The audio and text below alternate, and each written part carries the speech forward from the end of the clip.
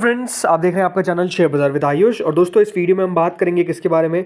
AJAKS engineering IPO के बारे में। इस वीडियो में हम दोस्तों कंपनी के बारे में समझेंगे, कंपनी के कारोबार को समझेंगे, वैल्यूएशंस को समझेंगे, कितना प्राइस टू अर्निंग पे कंपनी अपना आईपीओ लेकर आ रही है, किस तरीके के रिटर्न रेशियोज है, किस तरीके की एंकर बुक जो है वो निकल कर आई है। ये सारी इन्फॉर्मेशन आपको इस एक वीडियो में मिल जाएगी, तो आप लोग वीडियो को देखिएगा पूरा ज़रूर। So friends, Ajax engineering IPO 10 तारीख से यानी मंडे से ओपन होने वाला है और आईपीओ ओपन रहेगा कब तक? Till 12th, that is Wednesday. Issue ₹1 की फेस वैल्यू के साथ आया है। करीबन 599 से 629 रुपीज़ का दोस्तों इसका प्राइस बैंड है। 23 शेयर्स का लॉट साइज है। कुल मिलाकर 1269 करोड़ का ये आईपीओ है। प्योर ओएफएस है, यानी सारा का सारा पैसा याद रखिएगा, जो कंपनी के प्रमोटर्स हैं या फिर जो कंपनी में अपना स्टेक बेच रहे हैं उनके पास बेसिकली जाता हुआ दिखेगा। ये बात ध्यान रखिएगा, ₹1 भी, राइट, ₹1 भी कंपनी के पास नहीं जाएगा। जो कंपनी के अंदर एग्जिस्टिंग इन्वेस्टर्स जो अपना स्टेक सेल कर रहे हैं इस आईपीओ के थ्रू, उनके पास जाता हुआ दिखेगा। 59 रुपीज़ का दोस्तों एम्प्लॉयज़ के लिए डिस्काउंट रखा गया है। बीएसई एनएसई दोनों पे याद रखिएगा, ये लिस्ट होता हुआ दिखेगा। तो चलिए अब सबसे पहले समझते हैं कि अजाक्स इंजीनियरिंग करती क्या है। तो दोस्तों, ये कंपनी 1992 में स्टार्ट हुई थी। कंपनी का जो कारोबार है वो है बेसिकली कॉन्क्रीट इक्विपमेंट और सर्विसेज देने का अक्रॉस द वैल्यू चेन। अब किस तरीके के इनके प्रोडक्ट्स होते हैं, सबसे पहले तो आप ये देखिए। सो ये दोस्तों कंपनी के प्रोडक्ट्स है। देखिए, self loading concrete mixers, batching plants, pavers, transit mixers, dumpers, boom pumps and stationary pumps. इस तरीके का दोस्तों कंपनी जो है वो बेसिकली प्रोडक्ट्स बनाती है और ये प्रोडक्ट्स जो है वो कंपनी बेचती है। इस तरीके का दोस्तों याद रखिएगा कंपनी का बिजनेस आपको देखने को मिल जाता है। फ्रेंड्स, कंपनी ये बताती है कि 30 सितंबर 2024 तक कंपनी ने करीबन 141 concrete equipment variants for the value chain और करीबन 29,800 यूनिट्स जो है वो बेसिकली बेचे हैं इन द लास्ट 10 ईयर्स।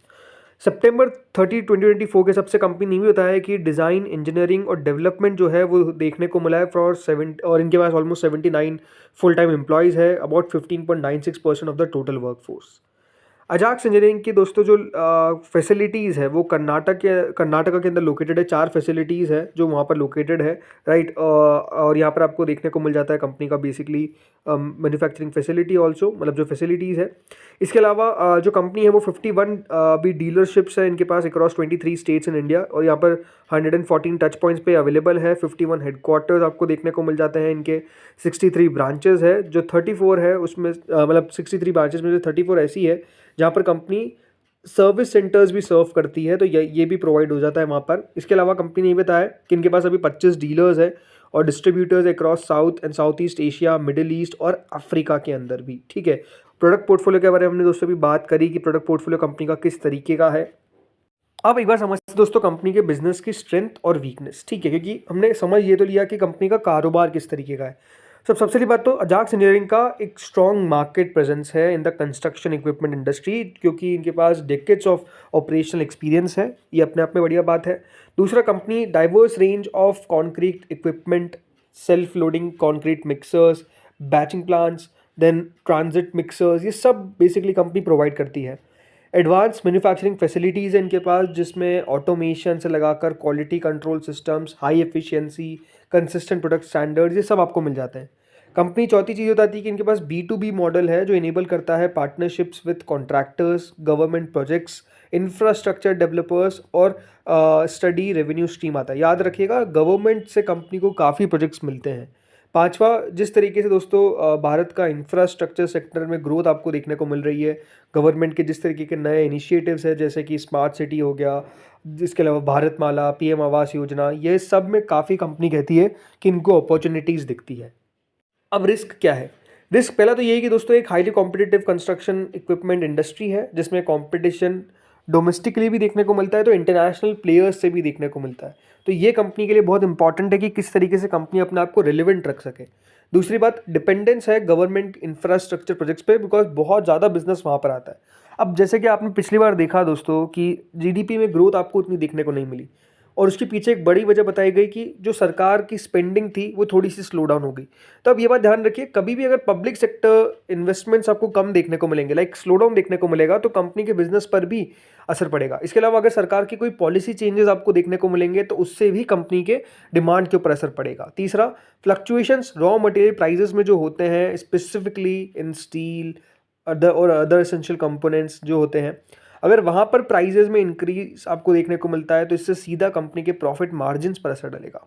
चौथा, सप्लाई चेन डिसरप्शंस भी अगर आप देखते हैं, जिसमें अगर डिले होता है in procurement of parts and logistics challenges, ये भी इम्पैक्ट कर सकता है प्रोडक्शन स्केड्यूल और डिलीवरी टाइमलाइंस को। पांचवा, अगर कोई इकोनॉमिक डाउन टर्न देखने को मिलता है, राइट, अगर हमारी इकोनॉमी उतना अच्छा नहीं करती है या फिर इंफ्रास्ट्रक्चर स्पेंडिंग में आपको बड़ा डिक्लाइन देखने को मिल जाता है, इससे कंपनी के पास ऑर्डर्स भी कम आएंगे, वॉल्यूम भी कम होगी और रेवेन्यू भी आपको कम होता हुआ दिखेगा। तो वो एक मतलब नॉर्मल सा खतरा है जो हमेशा ही बना रहता है हर कंपनी पे। अब आते हैं दोस्तों कंपनी के रेवेन्यू ब्रेकडाउन पे। अब ये बात ध्यान रखिएगा, ये रेवेन्यू ब्रेकडाउन हम किस बारे में बात कर रहे हैं कि कंपनी को बिजनेस बेसिकली जो आ रहा है वो ऑलमोस्ट कहाँ से आता हुआ दिख रहा है, और नंबर्स मिलियंस में है तो मैं करोड़ में कन्वर्ट करके बोलूँगा। तो देखिए फॉर एग्जांपल FY22 में कंपनी का जो मेजरली रेवेन्यू अगर आप देखेंगे from the sale of SLCM। अब देखिए SLCM का मतलब जो लोग नहीं जानते, सेल्फ लोडिंग कंक्रीट मिक्सर जो इनका प्रोडक्ट है वो SLCM है, राइट। तो यहाँ पर कंपनी का रेवेन्यू याद रखिएगा मेजरली आता है, जैसे कि FY22 के अंदर कंपनी ने करीबन 956 करोड़ कमाए, फिर उसके बाद अगले साल 1482 करोड़ कमाए, फिर FY24 में 627 करोड़ कमाए। तो आप समझ सकते हैं कि यहाँ से कंपनी का बिजनेस मेजरली आता है। रेवेन्यू फ्रॉम नॉन SLCM अगर आप देखेंगे तो वो काफ़ी कम आपको नज़र आता है SLCM के अकॉर्डिंग। इसके अलावा जो स्पेयर पार्ट्स कंपनी बेचती है वहाँ से और कम रेवेन्यू आपको देखने को मिलता है। सेल ऑफ सर्विसेज से और कम रेवेन्यू मिलता है। तो मेजरली देखिए कंपनी जो बिज़नेस कमा रही है वो SLCM से कमा रही है। तो ये जो सेगमेंट है इस पे कंपनी की पकड़ अच्छी है। इसके अलावा कंपनी का अगर हम मेजरली दोस्तों और रेवेन्यू देखें तो टोटल जो रेवेन्यू आप अगर यहाँ पर देखेंगे तो 2022 के अंदर कंपनी ने 770 करोड़ कमाए, 2023 में कंपनी ने करीबन 1172 करोड़ रुपीस का रेवेन्यू किया, और 2024 के अंदर कंपनी 1780 करोड़ का रेवेन्यू करने में कामयाब हुई। यदि अगर आप रेवेन्यू देखेंगे तो कंपनी डेफिनेटली लगातार अपने रेवेन्यू को बढ़ाती हुई दिख रही है, एक अच्छे पेस से बढ़ाती हुई दिख रही है, ये भी क्लियर दिखता है। अब ये बात ध्यान रखिएगा, अभी 2 क्वार्टर्स के नंबर आए तो उसमें कंपनी ने ऑलरेडी 800 करोड़ का रेवेन्यू रिपोर्ट कर दिया है, तो वो अलग बात है। बट अगर मैं बात करता हूँ मुनाफे की, तो कंपनी का मुनाफा देखिए 66 करोड़, 135 करोड़ और सीधा फिर दोस्तों 225 करोड़। अगर आप देखेंगे तो रेवेन्यू के साथ साथ जो कंपनी का मुनाफा है वो भी ऑब्वियसली बात है अच्छी खासी रेट से आपको बढ़ता हुआ दिख रहा है, ये हमको साफ साफ नज़र आता है। इसके अलावा कंपनी के ऊपर बोरिंग अगर आप देखेंगे तो मेजरली कोई कंपनी के ऊपर खास बोरिंग आपको देखने को नहीं मिलती है। तो डेट टू इक्विटी का जो रेशियो आप कह सकते हैं वो बढ़िया है। रिटर्न रेशियोज देखिए, रिटर्न ऑन इक्विटी कंपनी का दोस्तों 24.53% का है, रिटर्न ऑन कैपिटल एम्प्लॉयड 32.82% का है, डेट टू इक्विटी 0.01 का है, मार्जिन कंपनी का 12.65 का है, राइट। तो ये सारे रिटर्न रेशियोज क्या दिखाते हैं कि कंपनी डेफिनेटली बढ़िया तरीके से बढ़ती हुई दिख रही है। एंड जो रिटर्न रेशियोज वो भी दिखाते हैं कि कंपनी भले वो रिटर्न ऑन इक्विटी हो, रिटर्न ऑन कैपिटल एम्प्लॉयड हो, ये अगर आपको 20% से ऊपर देखने को मिलते हैं तो ये दिखाता है कि कंपनी डेफिनेटली फिनेंशियली बढ़िया करती हुई दिख रही है। अब ये कंपनी जो एक वर्चुअली मोनोपोली है, क्यों? बिकॉज दोस्तों ये जो SLCM है इसमें कंपनी का मार्केट शेयर क्लोज टू 75% का है।